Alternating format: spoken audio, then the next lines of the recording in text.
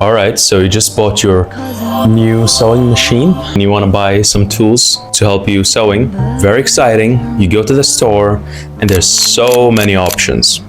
And I know some of you hoarders like to buy everything there. So for 1 week, decide it's not for you and drop sewing. I will tell you 5 things you need to buy, essentials, and how to buy them, and tips and tricks on how to use them. My name is Harbi. This is the first long form video that I'm doing. I think it's apparent from the audio quality, but believe me, this is very fun. It's gonna be very fun. Okay, so let's start the garment making process from the beginning. What do you need first? Well, you need to take your measurements. Hence, you need a measuring tape. You struck the spot. Now, what I look for in a measuring tape is that it have both imperial and metric, because a lot of sewing tutorials are from God-fearing, beer-drinking Americans. And if you can get your hand on a measuring tape that has fiberglass filling between 2 layers, it would be better, because we tend to bend them and crease them and pinch them. This will make them less accurate in measuring, and fiberglass would just prevent that. Now, measuring tapes come in 60 inches or 120 inches, but I go for a 60 inch. It's more than enough, and 120 is just too long. That's what she said. Okay, we measured ourselves. What do we need to do now? Well, we need to cut our fabric. We will, of course, need a pair of fabric shears.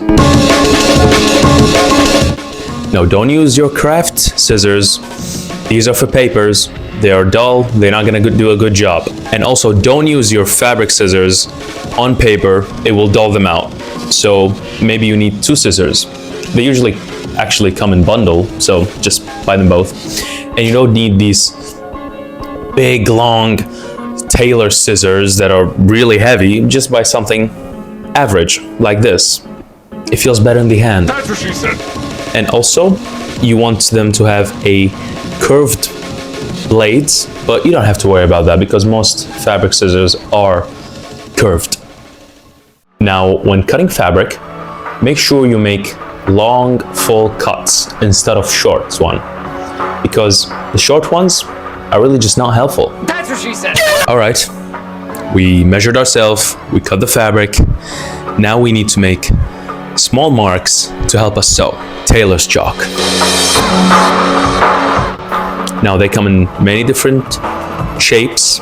They can come in triangles, rectangles, or squares. All of them are the same, and they will go when you iron the chalk or just put in the wash. They also come in different colors. I would make sure to buy 1 white and any other color, so we have 2 chalks. You don't need to buy them in bulk. They can run you a long time, and that's it.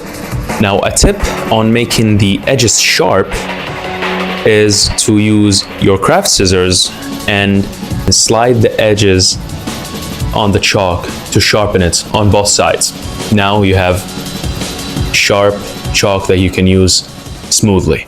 All right, now we're starting sewing. But firstly, we need to align the 2 pieces of fabric together. So we're gonna use sewing pins.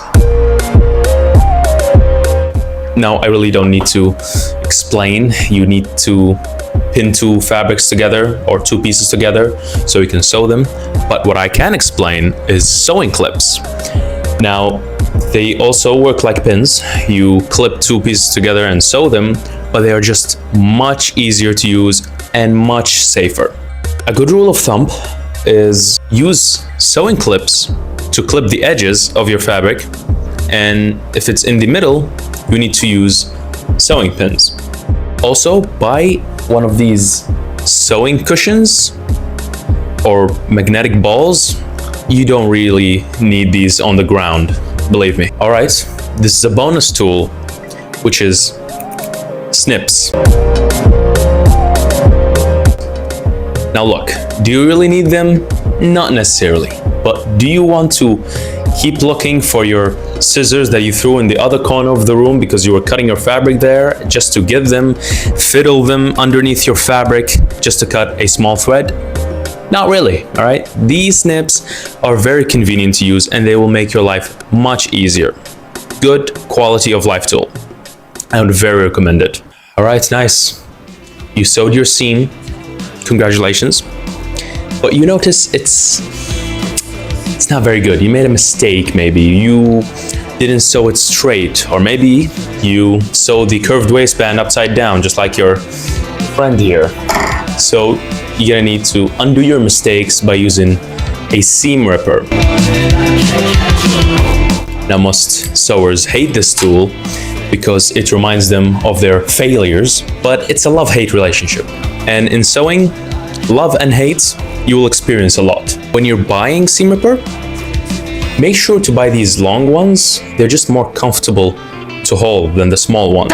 I made a whole video explaining how to use a seam ripper and what does this red tip mean.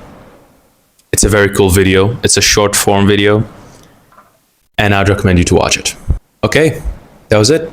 5 sewing tools plus a bonus one for all of you beginners. Go ahead, sew all of your garments. You will be making mistakes, but it's okay. Everybody does. Thank you for watching. Please like and subscribe if you like this content, and stay tuned for other one.